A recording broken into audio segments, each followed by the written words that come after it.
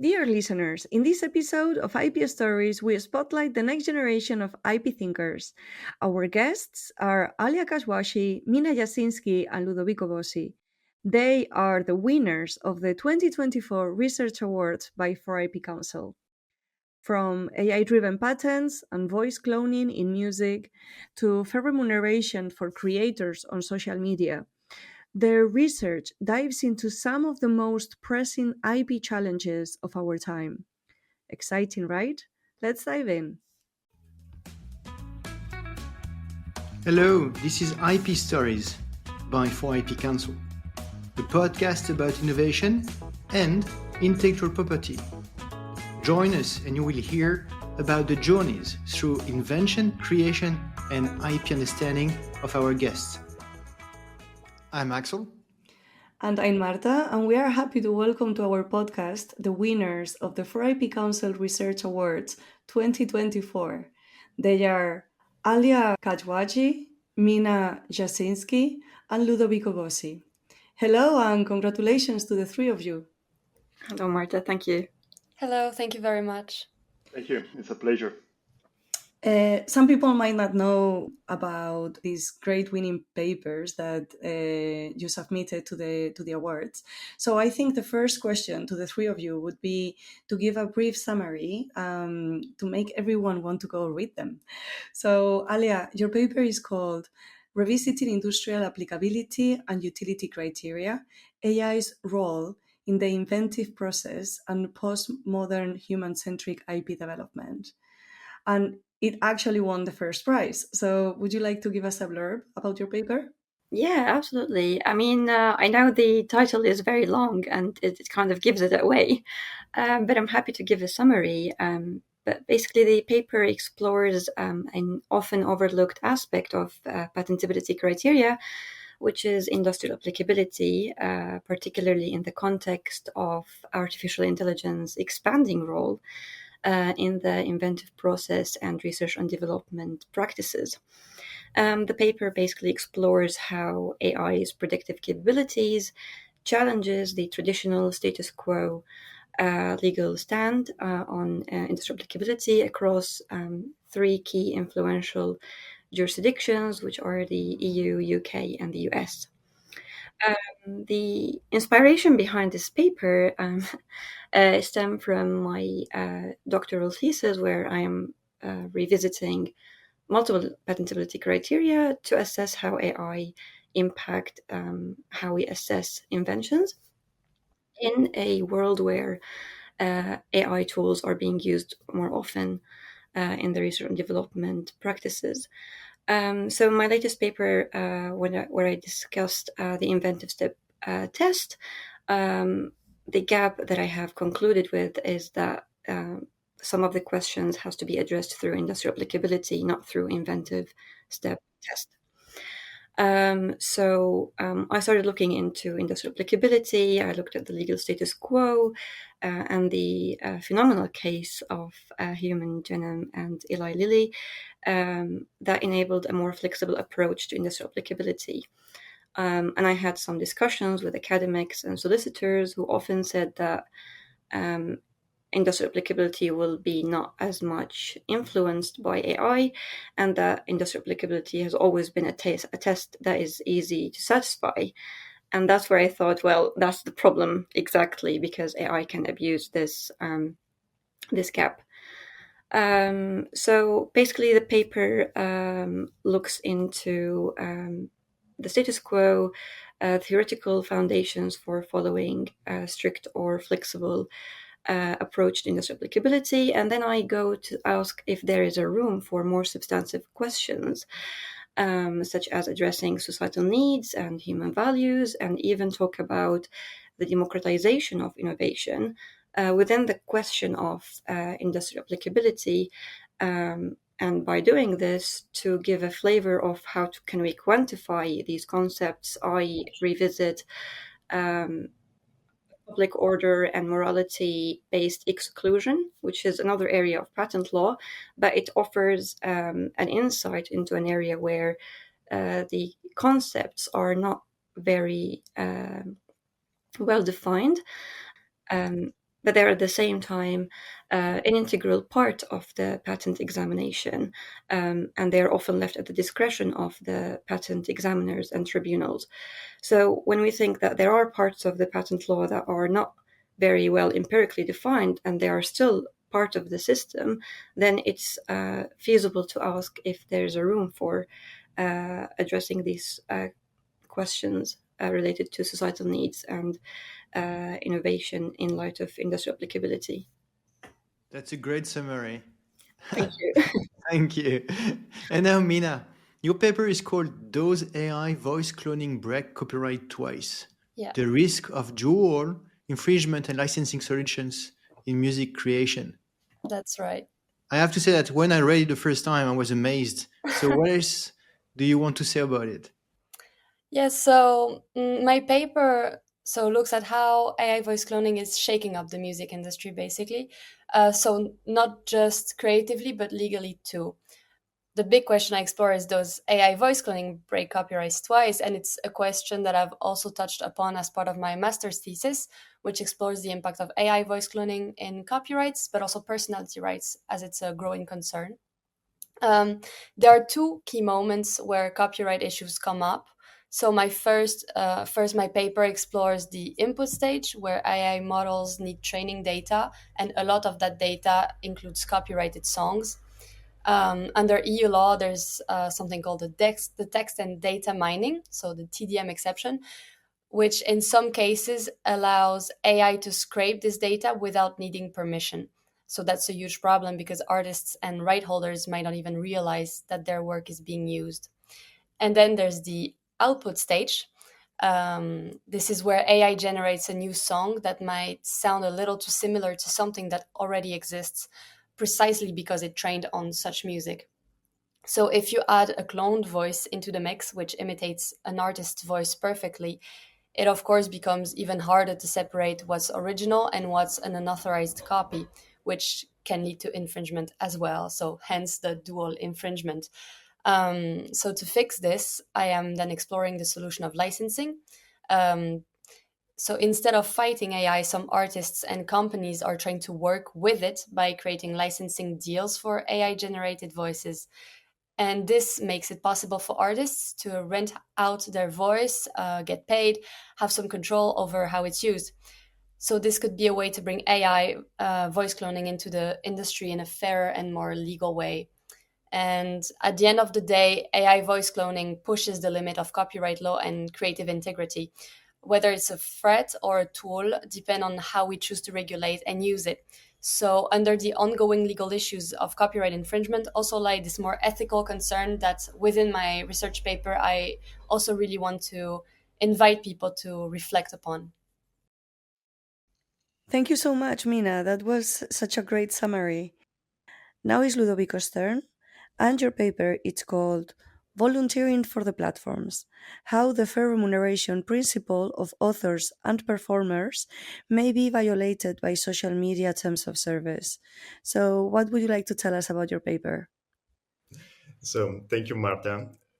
My paper talks about social media and, in particular, their terms of service, so the ones that generally nobody reads.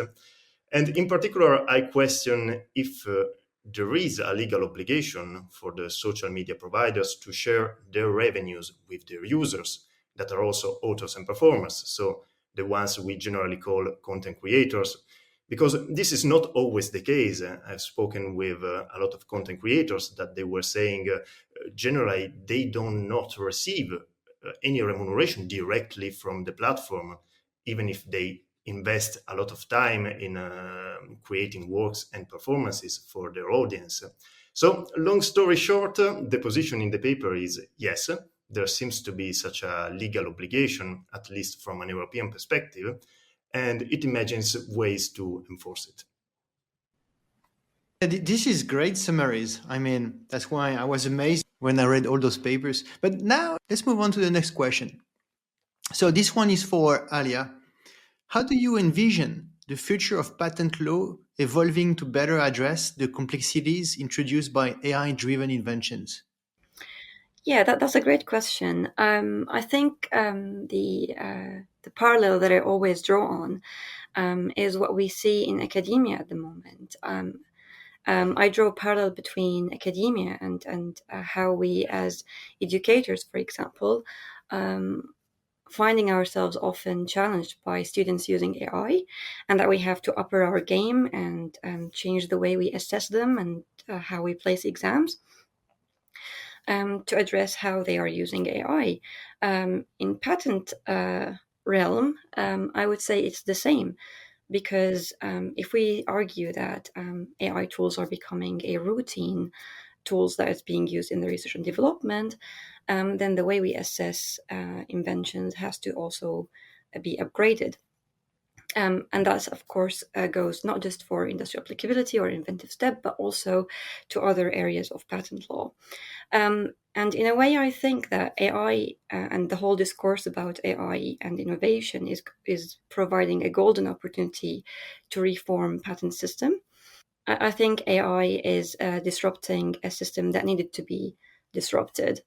So basically, we are departing from the modernist view on innovation and progress, and the way we assess these through patent policy, into a postmodern era where it does not only observe the fact that there is technological advancement, but also it says that we need to maybe protect the right thing or different things than the ones we protected before. So ultimately, I think the future for patent system is that there's a demand for a more nuanced approach that balances technical standards with broader socio-economic aims of patent system and innovation. And also there need to be more emphasis on safeguarding human-centric values and human-centric innovation. And there is also a huge research area that is overlooked at the moment into how we can democratize innovation further. Okay, great. The next question is for Mina. We would like to know how does AI voice cloning raise unique challenges for copyright law, and what implications does this have for creators in the music industry? Yes, so that's a good question because voice cloning causes important risks of infringement at the input stage and output stage. So it undoubtedly raises implications for creators because artists' voices and creative identities can just now be copied and commercialized without consent, which puts their financial control over their work and artistic authenticity at risk. So not only it doesn't respect copyright laws, but it's even a problem for the respect of personality rights, privacy laws, or even moral rights. And it is even more challenging because the current EU copyright system was not built for AI generated content. And it can mostly be seen with the application of the TDM exception, which was not planned with AI in mind. But like Alia said just before me, the system is being shaken up by AI, so we need to adapt to it. So since now the TDM exception is being used to justify training AI on copyrighted works, mostly music, which means that artists' voices and songs can be used without their consent, it's an issue that needs to be tackled. And there are opt-out mechanisms that exist, but they're not widely understood or enforced, which leaves artists once again vulnerable. So the controversy comes from the fact that while copyright law and intellectual property law in general requires permission before using someone's work, this exception allows AI developers to bypass that fundamental requirement. And licensing could help to tackle those challenges by preserving creative integrity, by allowing artists to control the use made of their voices.